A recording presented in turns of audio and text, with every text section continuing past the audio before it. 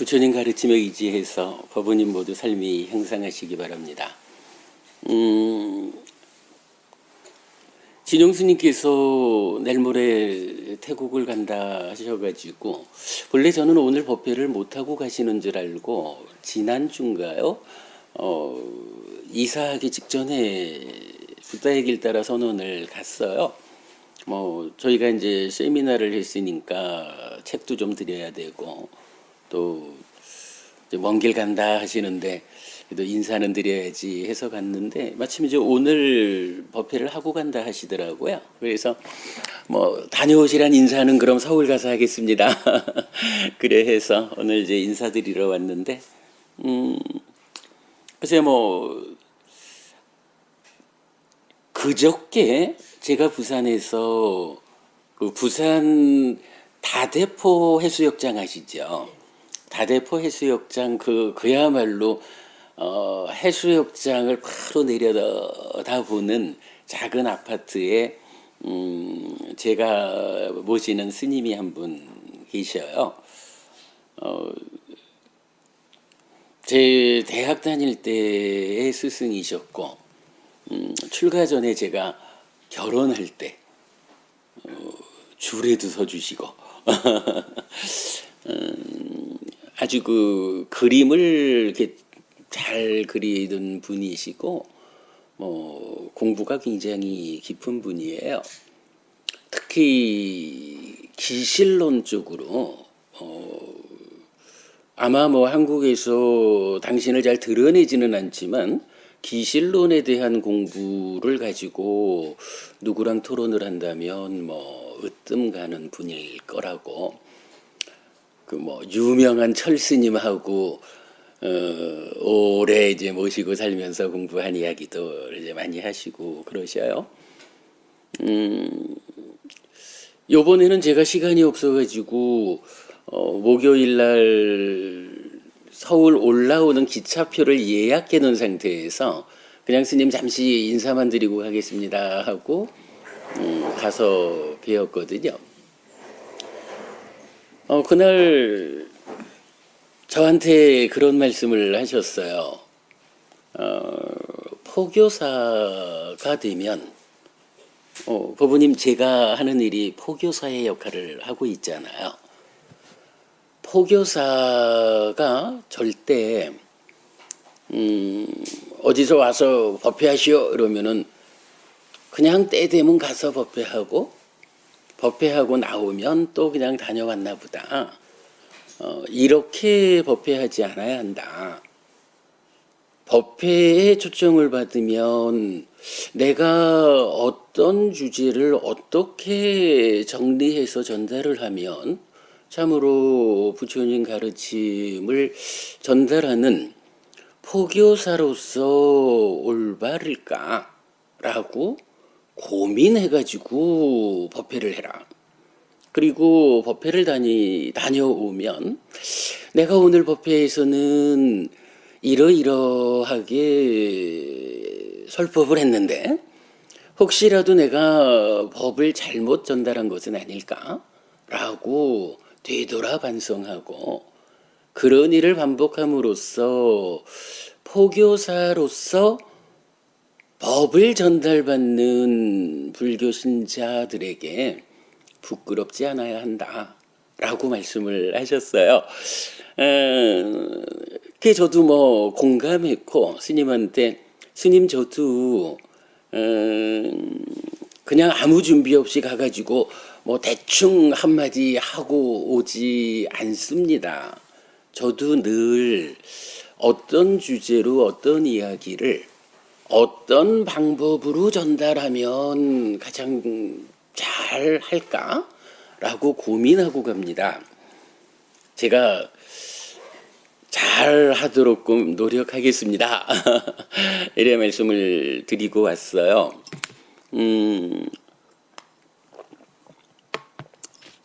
그래야 한다고 생각을 하는데 오늘 갑자기 아무런 준비도 없이 그냥 스님 배웅해 드리러 왔다가 이야기를 하게 됐습니다. 근데 또 어찌 보면 때에 따라서는 이렇게 준비하지 않고 하는 이야기가 평상시 제가 관심 가지고 있던 주제들, 제가 늘 혼자 정리하던 이야기를 한 번씩 말하는 기회가 될 수도 있다고 생각을 합니다.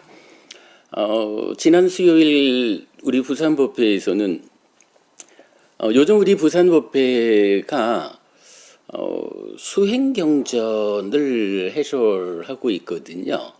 뭐 수행경전이면 아무래도 대념처경, 신념처경, 입출식념경 요 세 가지를 말할 수가 있을 텐데요. 여러분 다 아시는 말씀입니다. 대념처경도 삽띠를 중심에 두고 마하, 사띠빠따나 이렇게 되죠. 신념처경도 원래는 몸에 속한 사띠경, 까야 갔다 사띠 수땅 이렇게 돼 있죠.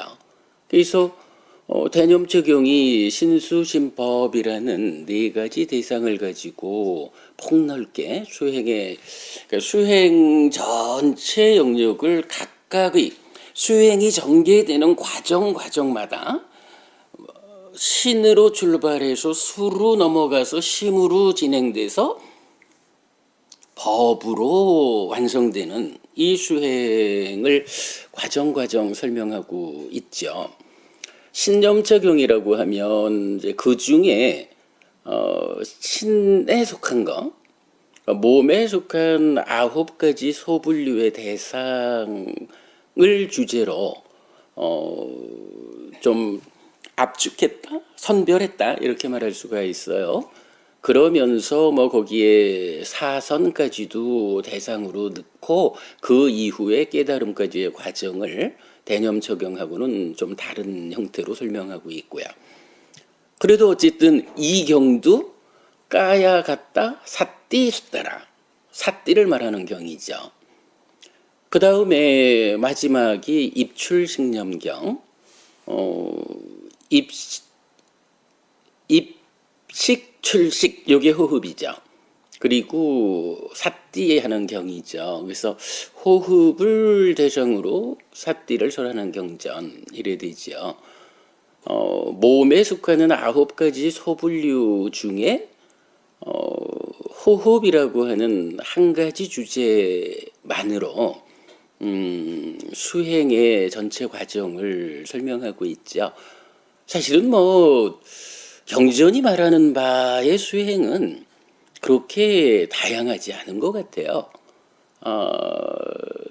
경전을 어떻게 보느냐에 따라서 신수신법, 그 안에 소분류로 따지면 16가지나 대상이 있고 다양하게 말을 할 수가 있겠지만 제가 이해하는 바로는 부처님이 알려주는 수행은 외길 수행이다 라고 말하고 싶어요. 몸에 속하는 다 아시겠지만 대념처경이 몸에 속한 소분류 9가지를 제시하지만 거기서도 첫 번째가 호흡 수행으로 나오죠. 신념처경 역시 호흡으로 시작하고 입출식념경은 그 자체가 호흡 이야기만을 하죠. 수행은 그냥 외길로 호흡으로부터 시작해서 깨달음까지 가는 것이다. 번뇌를 부수는 데까지를 가는데 그 과정 경전을 꿰자라고 하는 부분은 참 중요해요. 경전이 꿰어지지 않은 상태에서 대념처경을 본다라고 하면 아마도 부처님은 누구든 수행을 시작하는 사람, 자, 수행을 시작하자. 호흡을 붙잡고 할까? 가서 시체가 변해가는 과정을 관찰하는 걸로 시작할까? 느낌을 붙잡고 수행할까? 마음을 붙잡고 할까? 법을 붙잡고 할까? 라고 신수신법 각각을 대상으로 주어져 있으니 수행을 시작하는 사람이라면 자기 기호에 따라서 하나를 선택해서 해보자. 이렇게 어쩌면 뭐 현재의 수행자들이 대부분 그런 관점에서 대념 적용을 이해하지 않나 싶어요. 근데 정말 우리가 다양한 경전을 꿰어가지고 이 수행 경전들을 해석해 보면 수행은 외길이에요. 오직 호흡 붙잡고 호흡을 붙잡는 과정이 시작이면서 사실은 가장 어렵고, 그렇게 해서 붙잡은 상태에서 어떻게 그 다음 과정을 전개해 갈까? 그리고 그것이 삼매에 들고 삼매에 들면 거기서 드러나는 법의 관찰 과정을 통해서 여실직연하고, 여실직연했다라는 것을 조건으로 내면에 드러나지 않은 그 영역 안으로 들어가 가지고 여무 이탐 소멸이라고 하는 최후의 과정을 거쳐서 깨달음이 실현되는, 아마도 수행은 그렇게 봐야 할 것 같아요. 그런데 이제 거기에서 몸에 대해서도 9가지나 대상이 주어져 있다라고 하는 것은 무엇일까라고 하면, 아마 법부님들 간에도 법담을 나누시다 보면 그런 부분을 말씀하실 거예요. 어떤 사람은 참 빨리 수행이 진도를 나가요.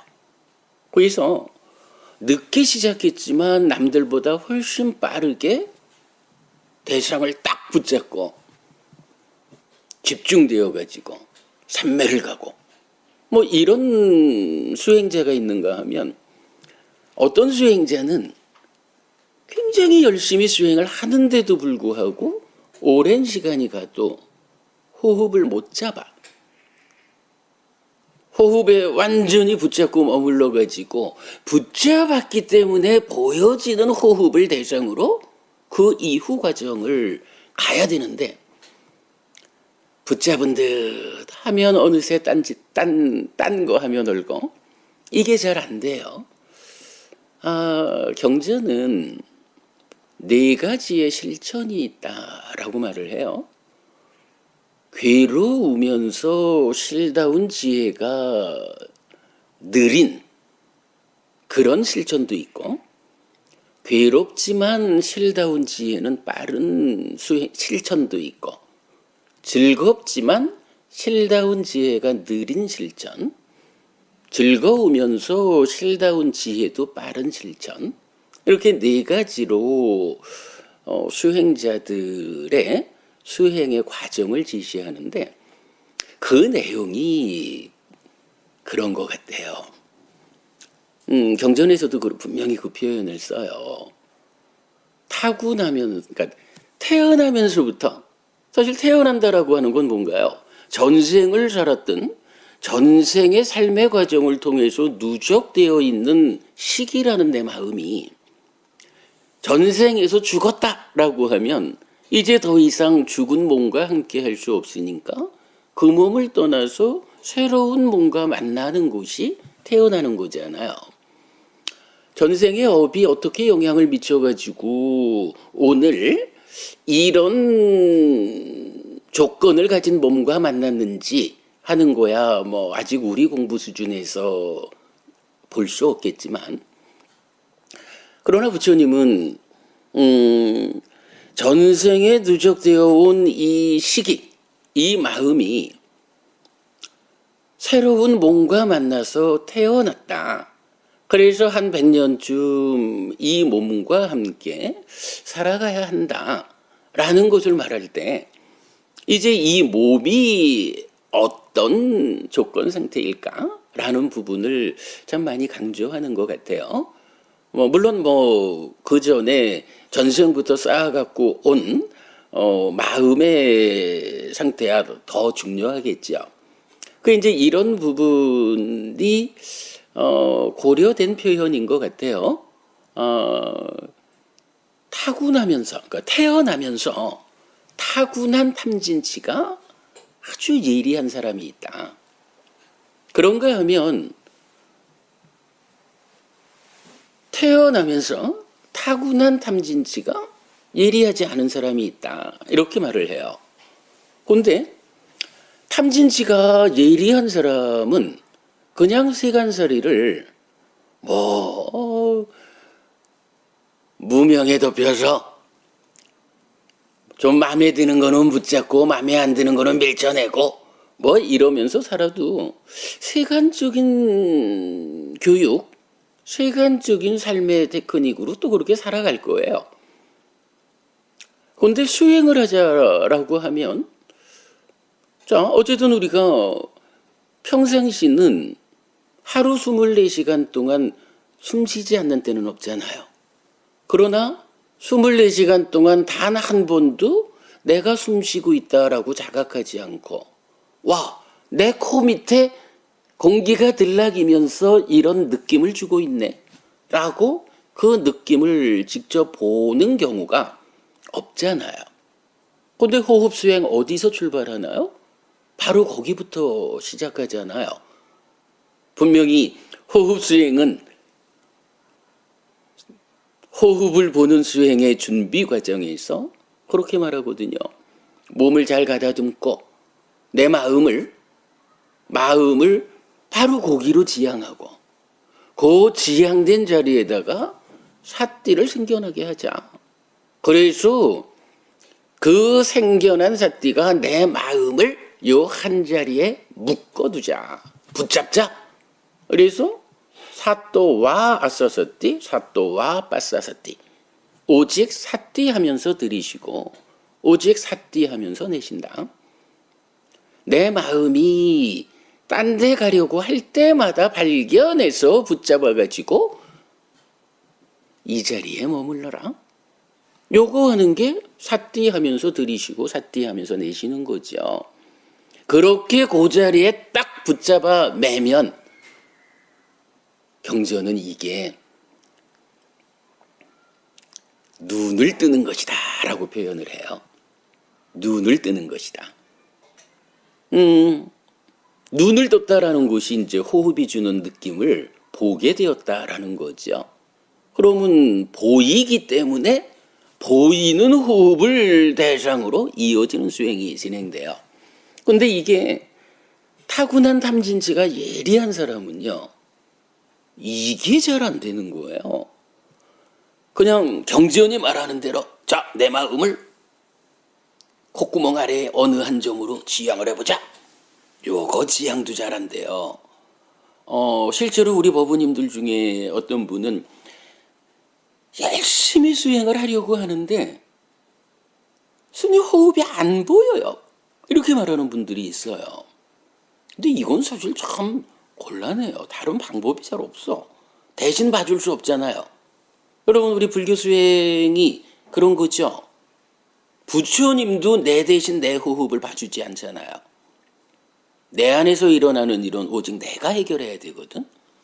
다만 부처님이 이런 방법으로 해라 라고 길을 가르쳐 주셨기 때문에 우리 같은 포교사는 부처님이 이런 방법으로 하라고 했습니다 라고 말씀하신 그대로를 전달해 주는 게 사실 우리 역할이죠.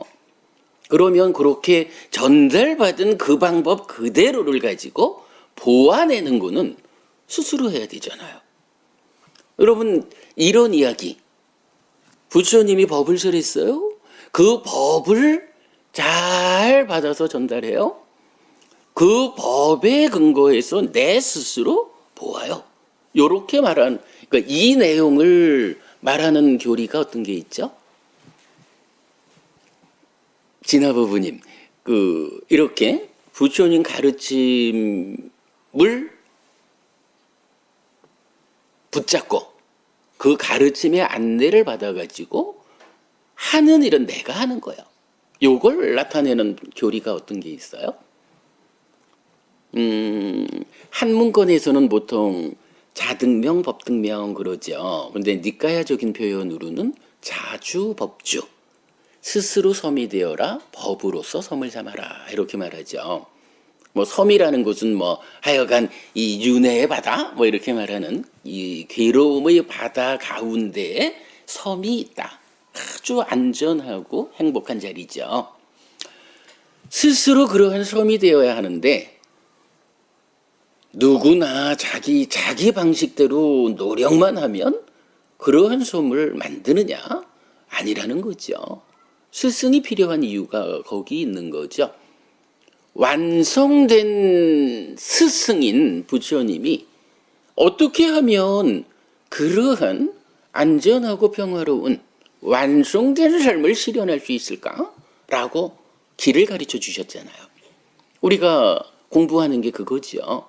바로 그렇게 부처님 가르침이라고 하는 법을 기준으로, 법에 의지해서 내 스스로 섬이 되는 거. 이거를 자주, 법주 이렇게 말하는 거죠. 어쨌든 뭐 그렇게 부처님은 단지 길을 안내하실 뿐이고 내 삶을 향상으로 이끌자라는 것은 스스로 해야 되는데 이게 어찌 문제가 있는 거예요. 타고난 탐진치가 예리한 사람은 이걸 해보려고 하는데 뭐 탐진치가 예리하다 해도 뭐 경전을 공부하고 부처님 가르침에 믿음을 일으키고 뭐 이런 부분은 접근이 가능하겠죠. 그러나 그거를 실제로 실천해가지고 부처님이 이끄는 그런 삶을 나한테서 실현하자. 우선은 호흡을 잡아야겠다. 호흡을 잡고 삼매에 가야겠다.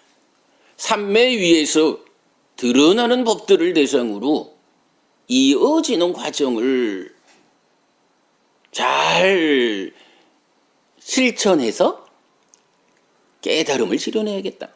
이런 모든 일은 어쨌든 내가 해야 되는데 그런 일은 탐진치가 웬만하다 해도 배워 아는 일은 가능하겠지만 실천하는 일은 탐진치가 가지는 그 엄청난 파괴력 때문에 쉽지 않은 거죠. 그래서 이제 부처님은 호흡을 붙잡고 깨달음으로 가는 이 외길의 수행을 제시하신 상태에서 이러이러한 개개인적인 조건관계, 뭐 요 보통 말하는 뭐 근기가 높고 낮고 이런 식으로 이해해도 되겠죠. 개개인의 조건 상태에 의해서 외길 수행에 직접 올라가기가 어렵다면 거기 가기 위한 예비적인 과정, 보완적인 과정도 말해주겠다. 그래서 대표적으로 이런 방법이 있죠. 우리 몸이 31가지 부정한 것으로 구성되었다. 머리카락이고 몸털이고 뭐 콧물이고 피고 오줌이고 똥이고 나라고 하는 존재를 내 마음이 이 몸과 함께해서 내가 구성되어 있는데 보통 생각하면은 세상에 이 몸뚱이만큼 소중하고 몸뚱이만큼 예쁜 것이 어디 있어요? 근데요, 문제는 우리가 이 몸으로 천년 살자라는 공부를 하는 게 아니고 이러한 제한적인 것으로의 몸과 함께하는 이런 낮은 삶을 해결해야겠다. 그래서 더 이상 몸과 함께하기 때문에 살다 보면 죽어야 하고 죽으면 또다시 태어나가지고 늙고 죽는 일을 반복하는 이런 삶을 청산하고 요만큼의 괴로움도 남아있지 않은 완전한 행복을 실현해야겠다라는 것이 깨달음이고 불교 신자가 부처님을 따라가는 궁극의 목적이잖아요. 근데 그런 상태에서 이 몸이라고 하는 것이 이렇게 예쁘고 멋있고 소중하고 이래가지고는 거기 묶여가지고 갈 길을 못 가는 이런 면이 있는 거죠. 사실은 이제 이런 부분들이 뭐 표현하자면 탐진치가 예리한 그러한 조건 상태에서 내가 살아가는 모습인 거죠. 그런 상태에서는 호흡을 붙잡고 가자라고 하는 이 외길 수행으로 올라서는 것이 사실은 어렵다라는 것이 경전의 정신인 것 같아요. 그러니까 이제 부처님은 신념처 몸에 속한 9가지의 대상을 제시하면서 그 중에 첫 번째 제시되는 호흡이라고 하는 것은 호흡이 외길 수행이다. 거기에 이 외길로 가기에는 각각의 조건 상태가 적절하지 않은 사람이 있다면 보완적인 방법을 가르쳐 주겠다. 그래서 어떤 경우에는 늘 깨어 있어야 한다. 그러므로 내가 지금 걷고 있는지 섰는지 앉았는지 누웠는지 내 몸이 어떤 상태에 있는지를 삭제하자. 발견하자. 이것도 하나의 보완적인 방법으로 제시가 되죠. 이 몸과 말이 어떤 형태로 행위를 하는데 그 행위가 과연 해도 좋다, 부작용이 없다 라고 자신할 수 있는 옳고 그름이 잘 판단된 행위인가? 그래서 괴로움을 만들지 않는 바른 행위를 하고 있는가? 삼파자나까리라고 또 나타나는 거죠. 그런가 하면 지수화풍 4대라는 요소로 내 몸을 쪼개어서 관찰해 보자. 내 몸이 그렇게 완성된 형태로 유지되는 멋진 것이 아니요. 이렇게도 보아야겠고, 아니면 좀 전에 말씀드렸듯이 내 몸뚱아리라는 거를 자세히 들여다보니까 온갖 더럽다 할 것은 다 모여있네. 그래서 31가지의 몸의 구성 부분을 설명해주고 있고 그렇게 보아라 라고 하죠. 거기에 이어가지고 그보다 더 심한, 요새야 좀 그럴 일이 어렵지만 옛날 같으면 공동묘지를 가는 거죠. 가서 여기저기 버려져 있는 시체를 보면서 이 시체가 시체는 처음에 버려졌을 때는 똑같잖아요, 사람하고.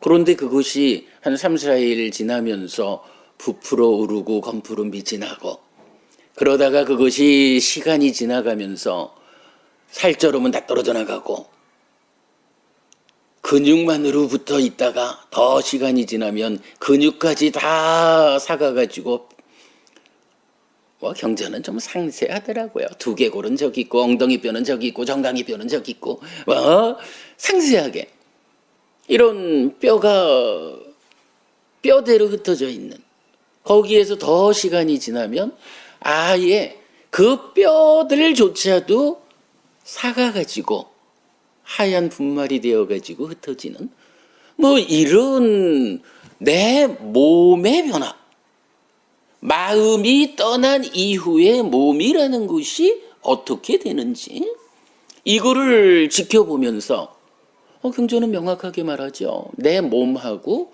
비교해라. 내 몸도 이런 것이고 내 몸도 마음이 떠나고 나면 이렇게 될 것이고 이것을 극복하지 못한다 라고 시체들이 변해가는 모습 그대로를 나의 몸에 견주어 봐라. 이제 이렇게 말을 하거든요.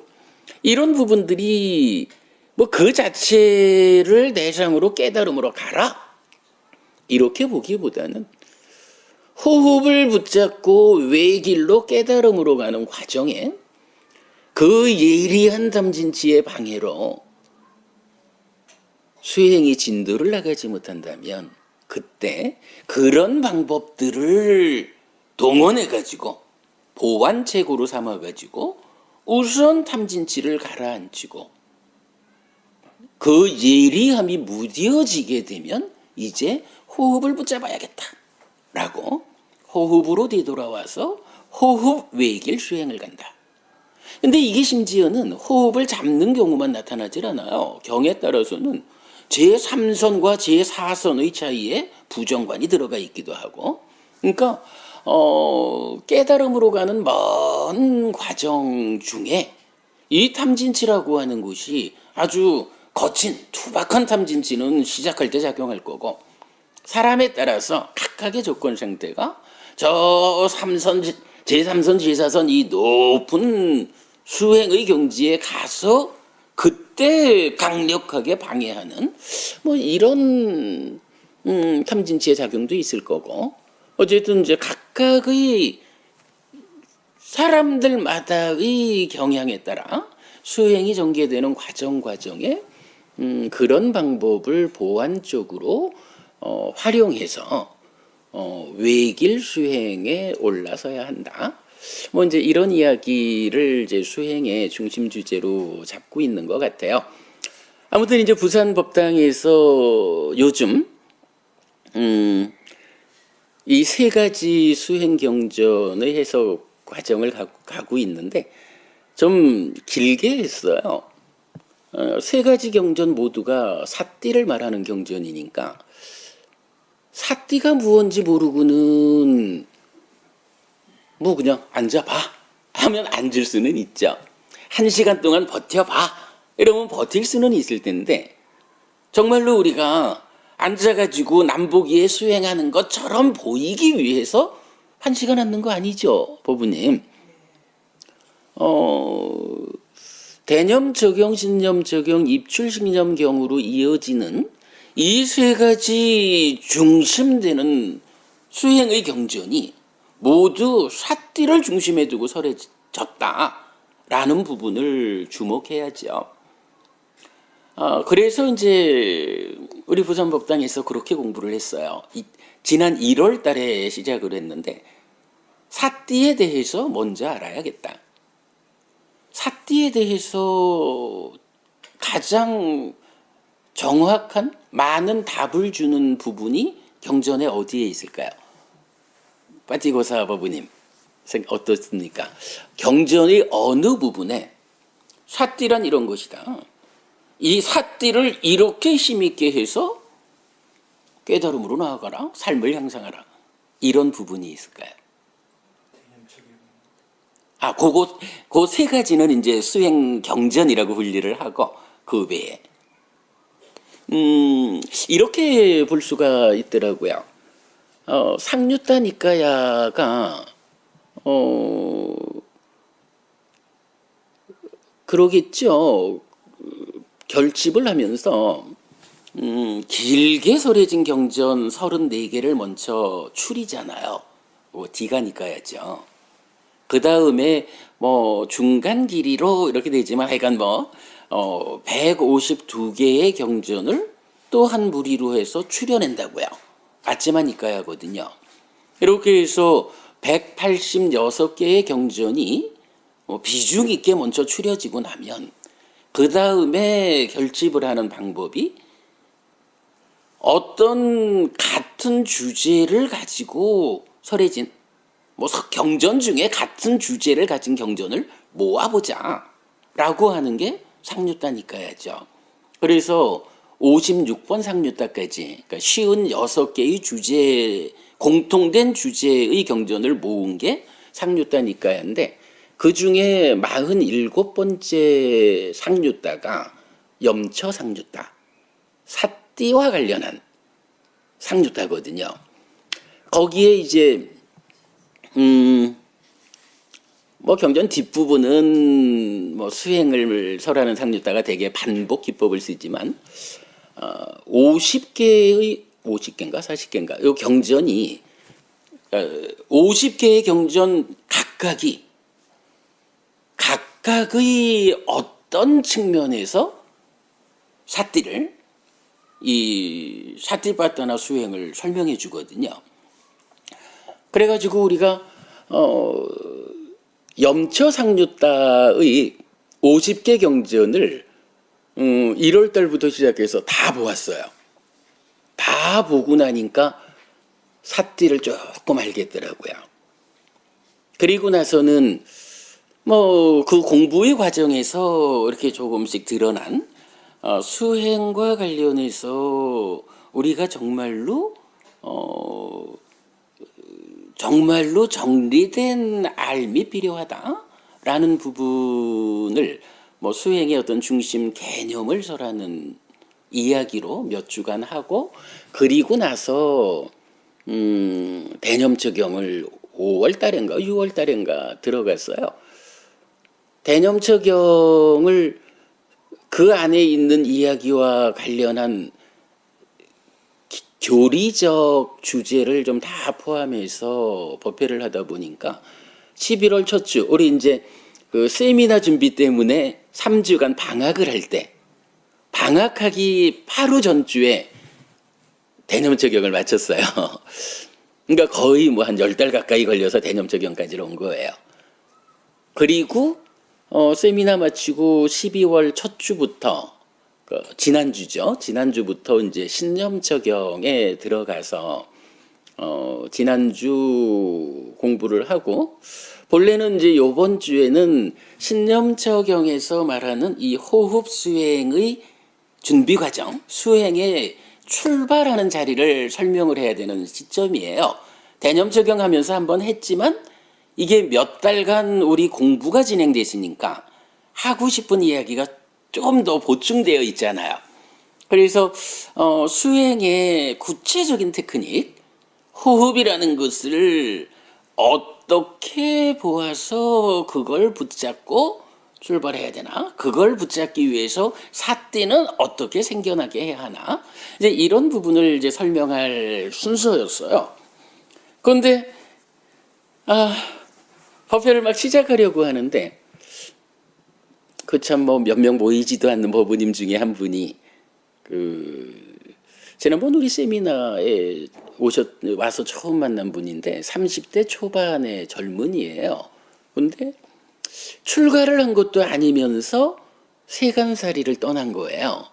그래서 승복도, 그러니까 우리 옷도 아니고 회색 승복도 아니고, 그렇다고 빠지고사 법우님처럼 이렇게 세간의 옷도 아닌 뭐 그런 옷을 입고 저는 수행자입니다, 이렇게 이제 자기를 소개하는 분이 우리 세미나에 처음 오셨다가 부산법다 법회를 이제 지난주에 오셨어요.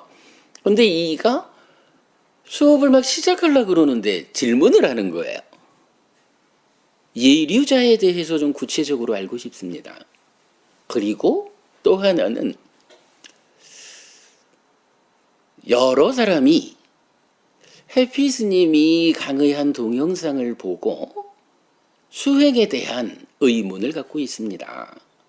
삼매라는 거 또는 사마타 위파사나라는 거, 이런 부분에 대해서 해피 스님이 동영상을 통해서 이렇게 말하고 있더라라고 이야기를 하는데, 내가 듣기에는 조금 좀 애매함이 있었습니다 라고 말을 하면서 예류자에 대한 구체적 설명하고 사마타 위파사나에 대해서 좀 헷갈리지 않도록 정리된 이야기를 좀 해주십시오 라고 하셔요. 그래가지고 한 2, 30분 걸려가지고 답변하고 수업을 시작하려고 시작을 했는데, 제가 잘 못하는 게 이 요점적으로 정리해가지고 결론만 딱 말씀드리는 거를 제가 잘 못하잖아요. 하다 보니까 그게 2시간 반을 했어요. 근데 이게요, 보통 우리가 요새는, 제가요 이제 오늘이 16일이죠. 이제 제가 그 수부미 법무님 학년에 들어가는데 15일 남았어요.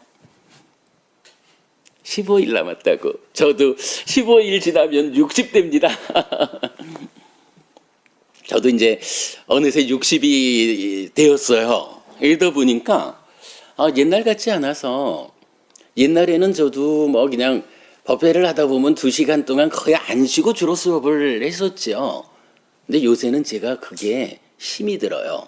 그래가지고 웬만하면 중간에 쉬어가면서 하거든요. 근데 이번에는 계획된 수업이 아니라 그냥 갑자기 질문을 받아가지고 답변을 하다 보니까 이 답변을 마무리를 지어야 끝나잖아요. 그래가지고 중간에 쉬지도 못하고 답변을 딱 마치고 나니까 2시간 반이 간 거예요.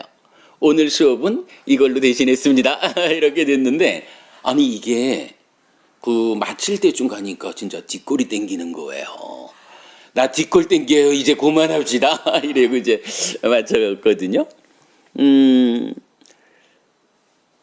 오늘 이야기가 그렇게 시작된 거죠. 포교사라면 준비된 설법을 해야 한다라고 우리 어른께서 말씀을 하셨는데, 지난번에 오늘 제가 준비되지 않고 말을 해야 하는 상황에 있어서 그냥 횡설수설하는 중이고요. 근데 이건 엊그저께 우리 부산법회에서 그때 역시 준비되지 않은 상태의 질문을 받아서 2시간 반을 이야기를 한 거예요. 근데 뭐 다행히 그분께서 질문하신 내용이 제가 공부의 중심에 두고 경전이 이 주제에 대해서 어떤 답을 주고 있는가, 우리가 사마타 위파사나를, 삼매를, 사띠를, 빠냐를, 사마디를 어떤 이해 위에서 받아들여 가지고 공부를 해나갈 때 부처님이 설명하신 그대로, 부처님이 제시하는 그곳으로 그대로 이끌릴까라는 부분을 늘 제 공부의 중심에 두고 있다 보니까 뭐 그나마 제 전공 비슷한 이야기를 질문해 주셔가지고 답변을 좀 잘 드렸어요. 그래서 제가 이렇게 팔푼이처럼 가끔은 자랑 삼아 하는 게 앞에 있던 몇몇, 우리는 법회를 해야 몇 사람 안 와요. 몇 사람 안 오지만 법부님들이 와 이런 설법을 해피법당 아니면 어디서 듣냐고 이렇게 또 그냥 얘기를 해줘가지고 우리끼리 웃고 마쳤어요.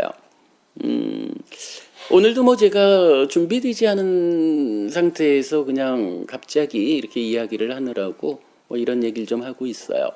뭐 저한테 시간을 얼마를 주셨나 모르겠는데 뭐 그냥 좀 만났으니까 혹시 여러분들께서 뭐 어떤 주제를 좀 해피 스님은 이런 주제를 어떻게 생각하는지 좀 알아보고 싶다라고 생각하시는 주제가 있으면 말씀해 주시면 답변 드릴게요.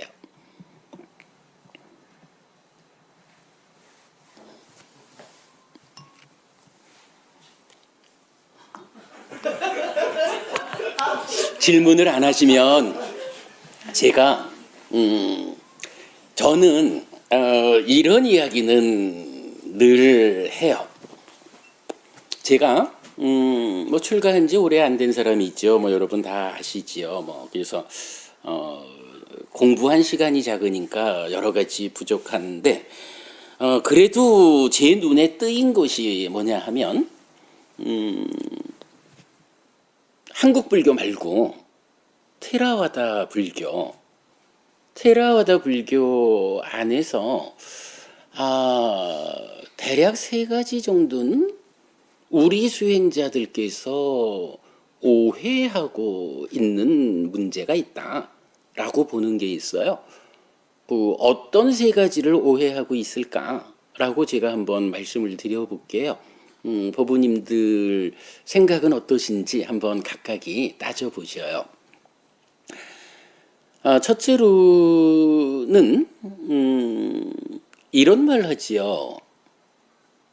깨닫기 위해서는 하늘에 태어나지 않아야 한다. 수부미 법부님이 이런 말 들어봤죠. 하늘에 태어나면 너무 행복한 세상이라서 그 행복한 삶에 취해가지고 깨달음으로 가지 못한다. 그러므로 깨닫고자 하면 다음 생에 인간으로 태어나야 한다. 이런 얘기들 들어보셨을 거예요. 제가 좀 고민을 한 것이 경전에서 부처님은 늘, 정말 늘 하시는 말씀이 하늘에 태어나야 하는 거. 우리가 지금은 인간으로 살고 있지만 이 인간 몸으로의 삶의 과정에서 깨달음을 실현해서 중생을 청산하고 다시는 윤회하는 삶으로 되돌아오지 않아야 한다. 깨달아야 한다라는 게 물론 부처님 가르침의 한 가지 길이죠. 그거밖에 없죠. 그런데 현실적으로 부처님의 문제가 아니라 부처님 법을 바르게 배워서 실천하는 그 능력의 문제 때문에 이 삶에서 깨달음을 실현하지 못하는 사람들이 대부분이죠. 그렇다면 이제 노력함에도 불구하고 깨닫지 못하는 상황이 된다면 부처님은 그 경우를 말해주는 거죠. 하늘에 태어나야 한다.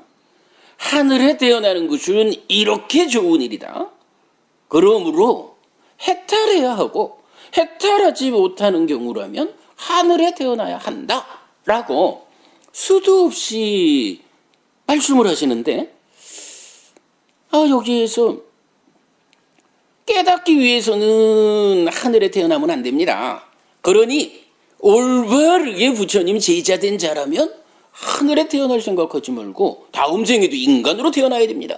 이렇게 말하면 왜 부처님은 인간으로 태어나야 하는 이러한 깨달음의 길이 있는데도 불구하고 그 많은 경전들을 통해서 하늘에 태어나라고, 그럼 부처님 우리 보고 깨닫지 말란 말씀을 하시는 걸까? 이런 문제가 좀 제기되죠. 사실은 이런 거를 표현하면 교리적인 충돌이 빚어지는 거예요. 그래서 제가 좀 많이 고민을 했었는데 이제 몇 개의 경전을 발견하게 됩니다. 차이점경, 무변처경 이런 경전 이름이 맞을 거예요. 그런 경전들을 보면 이렇게 부처님은 말을 해요. 죽어서 하늘에 태어나는 사람 중에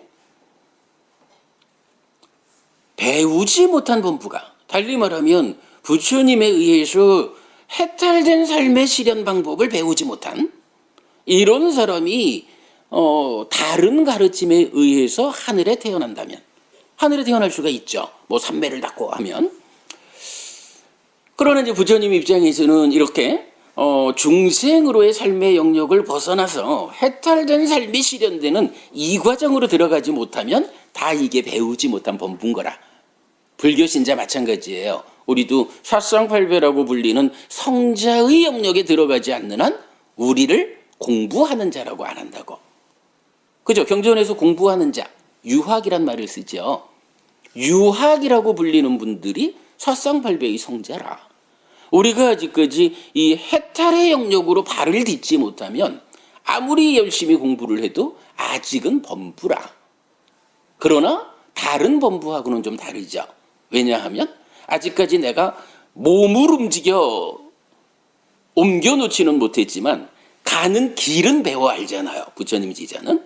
그러나 다른 가르침에 의지해서 살아가는 사람들은 옮겨놓지 못한다라는 거는 생각도 못하고 거기 가는 길조차 모르잖아. 이건 가능성이 없는 거죠. 이런 이제 커다란 차이가 있는데 어쨌든 이제 부처님 그렇게 말씀하시는 거예요. 죽어서 하늘에 태어나는 사람 중에 이렇게 배우지 못한, 부처님 가르침을 배워 익히지 못한 중생들은 하늘에서의 수명이 다하면, 하늘에 태어나는 거는 이전의 삶의 결과로 태어났는데 하늘에서 살아가는 동안에 어쨌든 올바른 길을 모르니까 거기대로의 어떤 문제 상황이 있겠죠. 그래서 거기 삶의 결과로 지옥도 갈 수 있고 짐승도 인간도 떨어질 수 있다는 거예요. 그러나 잘 배운 성스러운 제자들은, 부처님 가르침을 바르게 실천하는 제자들은 비록 해탈을 실현하지 못해서 죽은 다음에 하늘에 태어났다라고 해도 바로 그 하늘 세상에서 공부를 지속해가지고 거기에서 깨달음을 얻는다. 이렇게 말하거든요. 사실은요, 우리가 지금 욕계 중생이다라는 우리 현실에서는 참 깨달음으로 가기 위해서 극복해야 할 것들이 참 많아요. 그냥 이 소유적인 거, 몸 밖의 물질들을 놓고 좋은 건 다 내 거 해야 하는 이런 것을 극복해야 하는 것에서 시작해서 굉장히 많은 문제들을 그것 때문에 생겨나는 괴로움을 보아 아파하면서 그 괴로움에서 벗어나자 고멸을 실현하자 이래가지고 가는 건데, 여기서 이제 좀 잘못 보면 하늘 세상은 행복하니까 그러한 고에 대한 자각이 없고 그러므로 고멸을 실현하기 위한 노력이 없어서 깨닫지 못한다 이렇게 말하는 사람들이 있는 거예요. 그러나 이제 이러한 경전들에 의해서 보면 하늘 사람들도 인간처럼 뭐 물질적인 거 가지고 내 거 하려고 싸우는 이것 때문에 괴로움을 만들지는 않지만 그 높은 하늘의 삶 자체에도 거기에 해당하는 괴로움이 있는 거예요. 뭐 기본적으로 말하면 그 하늘에서도 어쨌든 늙어야 하고 죽어야 하잖아요. 가르침을 만나지 못한 사람은 좋다라고 시간 보내는지 몰라도 이미 인간의 삶을 통해 가지고 가르침을 만나 가지고 참으로 나에게는 고성제, 생로병사, 원증이고 애별이고 구부듣고 요약해서 말하면 오치온고 내가 오온에 집착되었다 중생이라고 불리는 그런 제한된 삶을 산다라는 자체가 괴로움이다 라고 가르침을 배워서 알고 있는 존재들은 하늘에 태어났다 해도 아는 거예요. 내가 이렇게 행복하게 살지만 이러한 삶 또한 늙어야 하고 죽어야 한다. 여기서 내가 바르게 공부하지 못하면 이 하늘의 삶을 마치고 나면 어디 갈지 모른다. 여기서 이렇게 공부하기 좋은 환경에서 공부해서 여기서 깨달아야 한다. 열반을 실현해야 한다. 이게 제 얘기 아닙니다, 여러분. 경전이 몇 개의 경전을 통해서 부처님은 왜 부처님이 그 많은 경전들을 통해서 하늘에 태어나라 라고 말할까? 하늘에 태어나면 그 자리가 깨달음으로 안내될 수 없는 길이라면 이런 심각한 충돌을 어찌 모면할 건가? 그러나 부처님 생각은 다른 거예요. 하늘에 태어나라. 하늘에 태어나도 바르게 배운 자는 거기서 공부를 이어가서 해탈한다. 삶을 완성한다. 이렇게 알려주고 있거든요. 그러니까요. 법부님들 어쨌든 공부 열심히 잘 하시는 분들인 걸로 알고 있습니다. 사실 제가 모르는 분도 있고요. 그러나 대부분 제가 아는 분들은 공부 잘하는 분들인데 그렇다 해도 아직까지 우리가 남아있는 몇십 년의 삶을 통해서 아라한이 되자라는 것은 좀 버거울 수도 있어요. 그럴 때 여러분이 중간 목적지를 설정할 때 다음 생에는 깨달을 거요. 그러니 인간으로 돌아올 거요. 라고 어리석은 선택을 하지 않아야 할 것이다. 어쨌든 금생에 최선의 노력을 하는 삶을 통해서 해탈하지 못해도 다음 생에는 좀 더 높은 하늘에 태어나고 좀 더 높은 하늘이라는 그 토대에 서서 공부를 이어가서 깨달음을 실현한다. 하늘에 태어나야 할 것이다. 여러분 분명히 봐야 됩니다.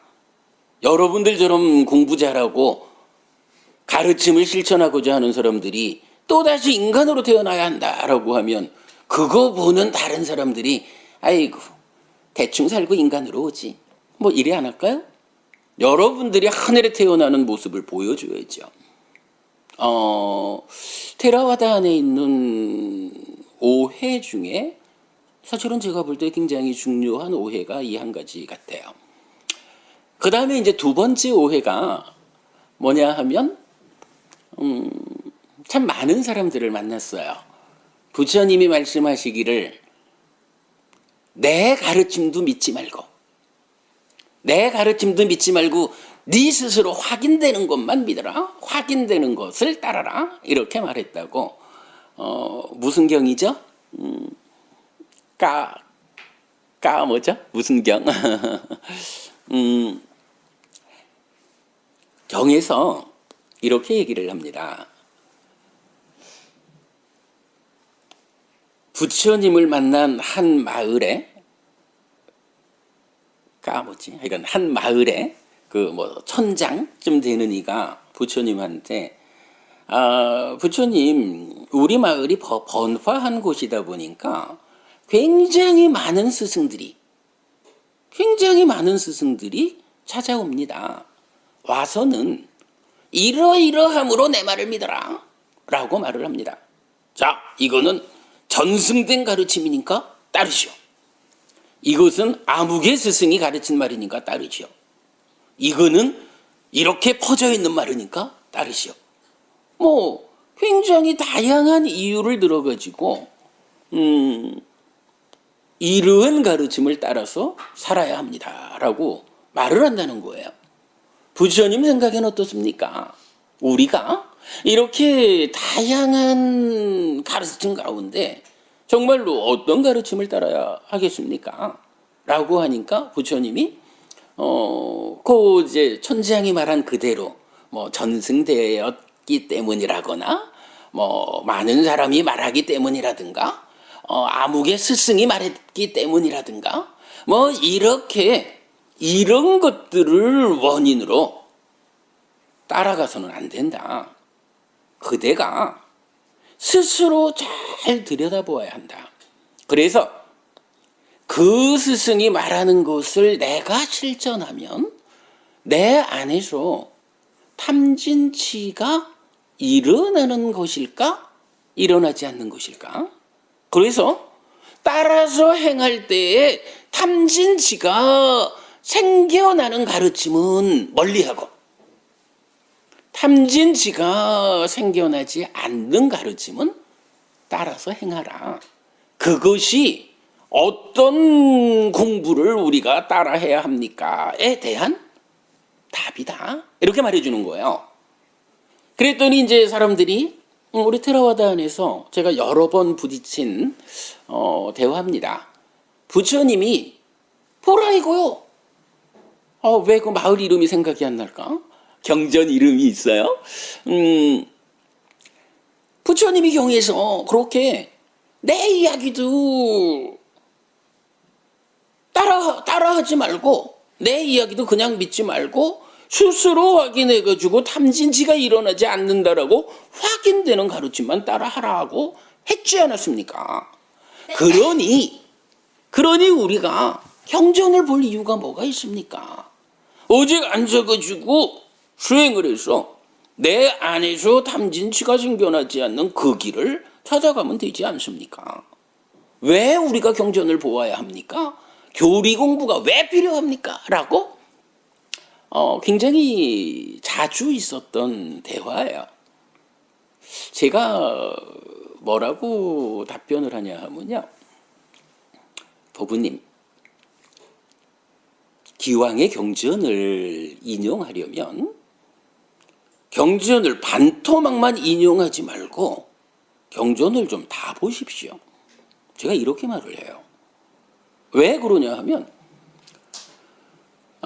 그 경전에서 부처님이 이렇게 이러이러한 당신이 말하는 이러이러한 스승들의 말들 이렇게 다양하게 제시되는 가르침들을 그대로 따르면 안 된다. 확인해야 한다. 그런데 말이지 내 제자들은 경전의 뒷부분이 이걸 말해요. 부처님이 내 제자들은 이렇게 삽니다 하면서 사무량심의 실천을 말하고 이어지는 이러면서 내 제자들이 내 가르침을 배워가지고 내 가르침을 따라가지고 탐진치가 생겨나지 않는 그러한 삶을 나의 제자들은 살고 있습니다. 이렇게 말을 하거든요. 수부미 법부님, 그럼 이 말씀이 부처님이 내 얘기도 믿지 말고 내 가르침도 따라가지 말고 네가 확인된 것만 해. 이런 이야기예요? 아니면 오직 나의 가르침, 부처님의 법만이 탐진치를 생겨나게 하지 않는 그대가 따라서 실천해야 되는 바로 유일한 그 길이요. 이렇게 부처님 말하는 걸까요? 뒤에가 되겠죠. 그죠? 부처님은 분명히 기준을 줬거든. 탐진치가 생겨나지 않는 가르침을 따라라. 그리고는 내가 깨달아 알려주는 법이 바로 그거요라고 부처님은 말을 하고 있거든요. 경전을 절반만 모아가지고 부처님이 대화하는 이야기 속에 당신이 포함되지 않은 그걸 놓고는 부처님이 내 얘기도 믿지 말라고 그랬다고? 이렇게 바보 같은 수행자가 되지 않아야겠다. 경전을 온전하게 보자. 오직 나의 가르침만이 그러한 가르침이다. 나의 가르침을 따라 행하는 것이 그대들이 행복해지는 유일한 방법이다. 라고 부처님은 명확하게 당신을 드러내고 있잖아요. 반쪽만 딱 보니까 부처님 의도하고는 전혀 엉뚱하게 내 얘기도 믿지 말고 네가 확인하는 것만 해. 아니 그럴 것 같으면 부처님이 뭐가 필요해요? 자기가 앉아가지고 하면 되잖아. 근데 아마 그게 부처님이 참 좀 특별한 사람이잖아요. 우리가 잘 몰라도 부처님이 아주 특별한 존재다라는 것은 우리도 알죠. 그 특별한 존재가 그 힘든 과정을 거쳐가지고 깨달았다라고 선언한 이 길을 그거 따라가지 않고 내가 해보지. 100번쯤 죽었다 다시 태어나도 아마 그 길을 찾기 어려울 거예요. 스승이 경전은 진짜 많은 곳에서 정등각인 스승, 완전한 깨달음을 성취한 스승이 법을 설하는 그 영역 안에 있는 우리들이 얼마나 행복한 것인가? 이 법을 따라서 오로지 나아갈 때 우리가 얼마나 최소의 노력으로 최대의 성과를 거두는 그런 행복한 길인가? 이걸 수도 없이 경전에서 말을 해주고 있어요. 여러분의 행여라도 경전을 배제한 부처님 가르침을 떠난 자리에서 내가 수행자가 되리라 라고 생각하지 않아야 합니다. 그거 경전이 가끔 그런 표현을 써요. 최악의 패를 잡았다. 이렇게 말해야 되는 겁니다. 오직 가르침 안에서 올바르게 배워서 올바르게 안 것을 올바르게 실천하는 게 불교 신자의 삶이고, 그때에 완전한 가르침이라는 이 가르침이 가지는 위력이 나를 그러한 곳으로 이끈다. 이게 불교 공부의 중심에 있다라는 부분을 명확히 해야 할 것 같아요. 그 다음에 이제 한 가지만 얘기를 더 하고 마칠게요. 어느새 1시간을 얘기를 했네. 이 참 빨리 마치도록 하죠. 세 번째 오해가 뭐냐 하면, 제가 먼저 인터넷을 이제 좀 많이 붙잡고 있잖아요. 보면은 가끔씩 이 잘 못하는 영어로도 알아들을 수 있는 동영상을 몇 번 봤어요. 어떤 그 테라와다 비구가 나와가지고 얘기를 하는 장면 보면, 사띠 비구라는 사람이 있다. 사띠 비구가 식이윤회한다라고 주장을 했다가 부처님한테 되게 혼났다. 식이윤회하는 거 아니다. 이렇게 말하는 동영상을 본 적이 있어요.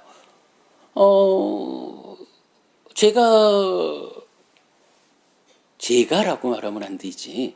여기 요번에도 여러분들이 다 오셔서 도와주셨고, 작년에도 다 와주셨고, 특히 앞에 가운데 계신 짠디 부부님은 함께 함께 수고를 해서 작년에 우리가 근본경전연구회 합술 세미나 1회를 했죠.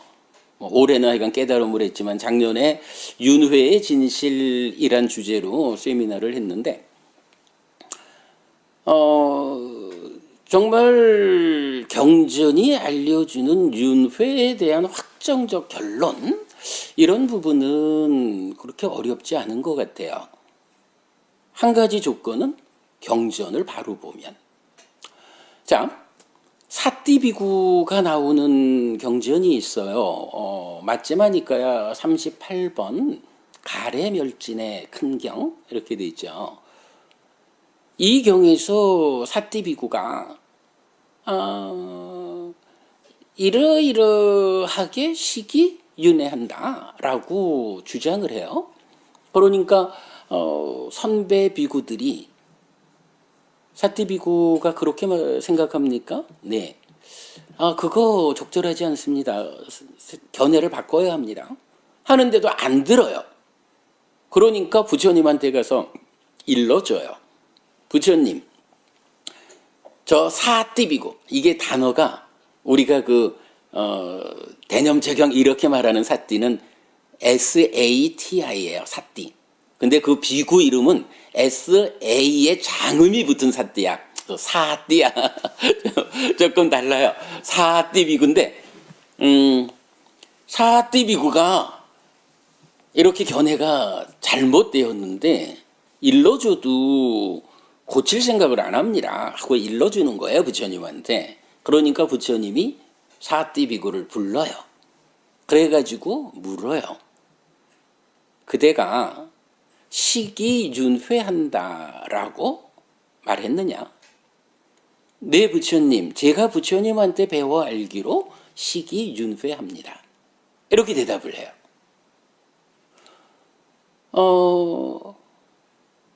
우리가 이건 많이 알기를 사띠비구가 그렇게 대답을 하니까 부처님이 못난 놈! 이래가지고 언제 내가 식이윤회한다고 말했느냐? 라고 꾸짖었다. 이렇게 알려져 있어요.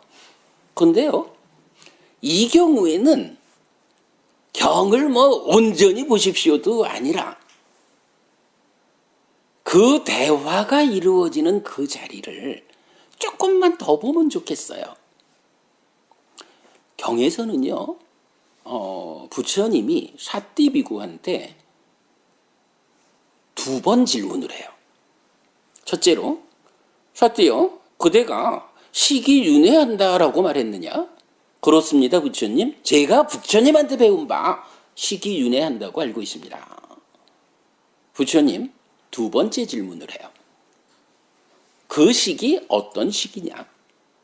그러니까 사띠가 답하기를 여기저기서 경험하고 하면서 이게 이제 다른 경전이 제시하는 아뜨만을 설명하는 문장을 가지고 식은 이러한 것입니다. 라고 대답을 해요. 그 얘기는 뭐냐 하면 식이 윤회하느냐? 네. 어떤 식이냐? 아뜨만입니다. 이렇게 대답을 한 거예요. 그 문장 자체가 견해상류따 같은 데서 이 아뜨만을 지칭하는 요 문장을 그대로 옮겨다가 부처님한테 답변을 하거든요. 그러니까 부처님이 이 못난 자요. 내가 언제 식이 그러하다라고 말한 적이 있느냐. 식도 조건에 의해서 생겨난다 라고 내가 반복해서 설하지 않았느냐 라고 꾸짖어요. 요거요, 질문을, 그러니까 이 부처님과 사띠비구의 대화를 2가지 질문을 한 가지만 보고서 식이윤회한다라고 답한 사띠를 꾸짖었다 라고 보면 어떤 결론이 생기나요? 식은 윤회하는 게 아니에요. 분명히 부처님이 못난 놈, 내가 언제 그랬냐 라고 꾸짖었거든. 근데 경전을 조금만 더 바로 밑에 있는 질문 하나만 더 들여다보면 부처님이 거기서 꾸짖는 게 아니에요. 그 시기, 그래, 네가 윤회한다고 말하는 그 시기 어떤 시기냐? 아트만입니다. 항상 하는 놈입니다. 내가 언제 시기 항상 하다고 말했느냐? 그래서 이어가지고 하시는 말씀이 안과 색을 조건으로 안식이 내지 안입이 설신의 색성향 미척법에 의해서 안식 내지 의식이 생겨나는, 심지어는 이경에서는 뒤에 가가지고 그런 얘기도 해요. 식은 이 방법, 육내입처와 육외입처의 인식 과정에서 생겨나는 육식, 이 방법 말고 다른 방법으로는 생겨나지 않는다. 이렇게까지 부처님이 식이라고 하는 것은 이렇게 생겨난다라고 식을 정의해 주는데, 그 가운데에 이런 조건관계로 생겨나서 이렇게 전개되어가는 시기, 어떤 과정을 통해 가지고 머물고 그렇게 머물러 가지고 지난 삶에 더해져서 쌓여 가지고 과거 삶에 누적된 결과로 정의되는 이 시기 윤회하느냐라는 것을 분명히 말해주고 있거든요. 근데요, 정말 여러분 이건 여러분 커다란 오해예요. 우리가 어쨌든 중생이라는 게 뭐예요? 몸과 마음이 함께한 이 상태, 12연기적으로 말하면 식과 명색이 서로 조건되는 관계로 내가 되어가지고 불완전한 상태인 내가 되어서 살아간다라는 것 때문에 윤회를 하잖아요. 불교가 뭐 하는 건가요? 바로 태어나고 늙고 죽는다라고 하는 이러한 법들로부터 벗어나는 거. 이게 불교라고요. 그런데 거기서 이런 태어나고 늙고 병들고 늙고 죽는 이러한 현상의 주체가 누구냐? 라는 부분을 부처님은 분명히 시기윤회한다고 알려줘요. 이 시기 다만 사띠가 말하듯이 변치 않는 놈, 참된 놈, 고정된 그게 아니고, 그렇게 말하면 이제 힌두교의 아트만이 되잖아요. 부처님은 시기 윤회하는데 윤회하는 이 시기 그런 힌두교가 말하는 아트만 아니고 삶의 과정을 누적하면서 변화하는, 매 순간순간 누적이란 방법으로 변화하기 때문에 그거 뭐예요? 한순간도 자기를 유지 못해요. 이거 뭐라고 불러요? 무아라고 부르는 거잖아. 이러한 조건적으로 생겨나는 연기하는 식, 그 상황이 그렇게 매 순간 변화하기 때문에 무아인식, 이 식이 윤회하는 것이다 라고 부처님은 경전 전체를 통해서 알려줘요. 경전 전체가 이 식이 어떻게 생겨나서 어떤 과정을 거쳐가지고 몸집을 불려나가가지고 욕계, 색계, 무색계 어딘가에 행위의 오염을 조건으로 머물면 머문 그 식이 이전에 머문 거기에 더해져서 식 자체를 키우느냐, 변화하느냐. 이것이 변화하면 명색이 함께 해가지고 한순간 이전에 나하고 달라진 내가 또다시 지금을 사는 삶의 과정을 부처님 명확히 설명해 주거든요. 그런데 이런 상황을 어떤 오해에 의해서든 좀 달리 보아가지고 시기윤회하지 않는다라고 보면, 시기윤회하지 않으면 근데 윤회는 하죠. 우리가 잘 모른다 해도 윤회하는 거는 믿죠. 누가 윤회해요? 사람들은 무한데 그게 어떻게 윤회가 될까? 이러지만 사실은 경전이 설명하는 이야기를 우리가 잘 정리를 해보면 이렇게 삶의 과정을 누적하면서 변화하는, 그래서 한순간도 자기를 유지하지 않는 무아인 마음, 무아인 식이 몸과의 상관관계를 통해 가지고 100년짜리 몸 죽으면 새로운 몸과 만나서 또 다음 생을 살아가는 윤회는 아주 자연스럽게 타당성을 가지고 설명이 되거든요. 부처님이 그걸 설명해 주는 것이 12연기거든요. 말이 좀 길었습니다. 근데 죄송합니다만은 어쨌든 이거 세 가지 이야기가 불교 신자로서 우리가 바른 시각을 가지고 세상을 살아가야 부처님 가르침이라는 합당한 방법에 의해서 나의 삶이 향상하지요. 갈수록 괴로움은 줄어들고 행복은 늘어나는 삶을 살다가 죽으면 하늘에 태어나고 그 끝에 가서 열반을 실현하는 깨달음을 실현하잖아요. 이러한 부처님 가르침 위에서 우리가 스스로 공부를 잘못해가지고 깨달으려면 인간이 돼야 한다거나 부처님 가르침도 믿지 말고 네가 확인해보라든가, 글쎄 식이윤회하지 않는다 그러면 윤회한다고 믿는 사람이 식 빼놓고 무엇으로 윤회를 설명할까? 부처님이 설명되지 않는 이야기를 가지고 윤회하니까 윤회에서 벗어나야 돼? 이렇게? 그런 가르침이 완전한 가르침이 될 수 있을까? 사실은요, 불교 신자가 아까 제가 그랬거든요. 한국 불교 이야기가 아니라 테라와다 불자로서의 수행자로서의 여러분들에게 이 세 가지 문제는 정말 오해되지 않아야 하는 주제다라고 생각이 듭니다. 뭐 기타 뭐 여러 가지 사실 우리가 좀 오해하고 있는 부분들이 좀 있기는 하지만 뭐라 그러지? 땜빵하러 자리에 앉아가지고 벌써 1시간 10분을 넘겨 말을 했으니 더 이상 이야기하면 욕먹을 것 같아요. 자, 제가 오늘 말씀 이렇게 하겠습니다. 준비되지 않은 말씀이었습니다. 그냥 그렇게 들어주시고요. 반갑습니다.